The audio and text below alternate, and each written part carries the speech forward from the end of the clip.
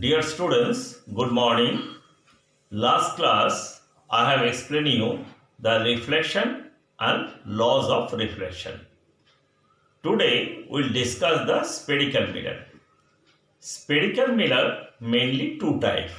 One is concave mirror, another is convex mirror. One side is the curved, another side is the polished. The mirror whose inner surface is the reflecting surface is known as concave mirror, and the mirror whose outer surface is the reflecting surface is known as convex mirror. Let us explain with the diagram. Let us see, suppose I am drawing a circle.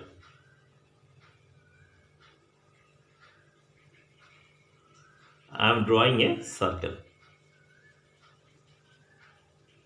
Consider this circle is a reflecting surface, and with respect to the geometrical figure, we'll tell that is the arc of the circle, because part of circumference of the circle is arc of the circle. Now, when we'll explain the spherical mirror, this is a parts of the completely whole spherical surface is the reflecting surface, and this is a part. This part, if suppose the inner surface is the reflecting surface and outer surface is the non-reflecting surface, then this is said to be a concave mirror. On the other side, suppose this is a mirror whose outer surface is a reflecting surface and inner surface is non-reflecting surface, then this is a convex mirror. Since I have explained you that is a part of the whole reflecting surface, so when I have explained you with the compared to the geometry, then I have explained this is a arc. So it must have a center. This must have a center. This center with respect to the spherical mirror is said to be center of curvature. This center with respect to the spherical mirror is said to be center of curvature. Let us draw one big figure, then it will be more clear to you. Let us take the examples of a concave mirror. This is a concave mirror, and this is a center with respect to the concave mirror. This is known as center of curvature.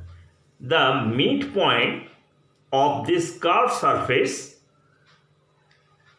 is denoted by P, and it is said to be pole of the mirror. Generally, you can indicate that is outside, it will be more easy for you. And the line segment which join the pole and center of curvature, this is said to be principal axis. Principal axis. From center of curvature, if we join any point on the mirror, suppose that this point I am joining with the center of curvature, or this point I am joining with the center of curvature, or this point I am joining with the center of curvature, all these lines are radius of curvature. So radius of curvature is a line segment which join the center of curvature and any point on the spherical mirror.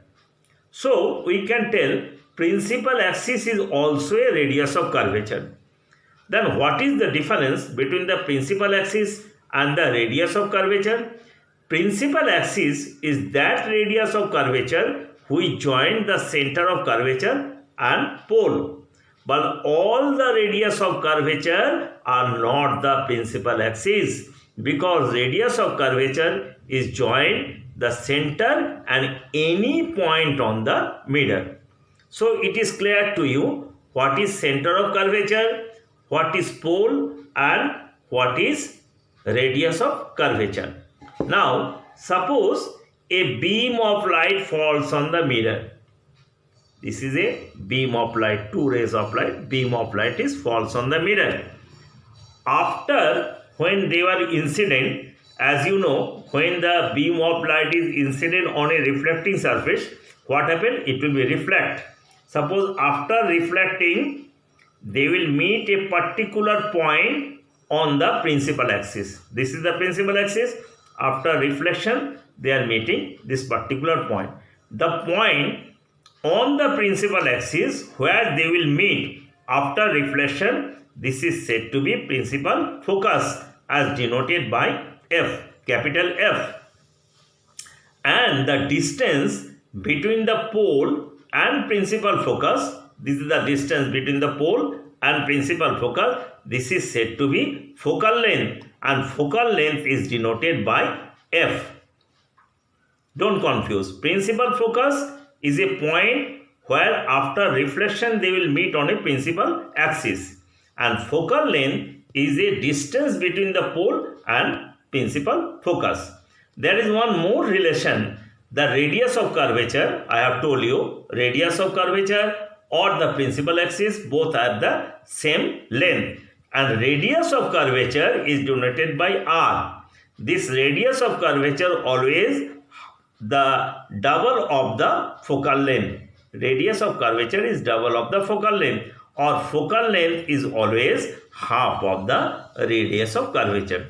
So it is clear to you what is spherical mirror, how many types of the spherical mirror, concave mirror and convex mirror. The mirror whose inside is a polished concave mirror, the mirror whose outside is a polished convex mirror, what is center of curvature, what is pole, what is principal axis, what is radius of curvature, what is principal focus, and what is focal length, what is the relation between the radius of curvature and focal length.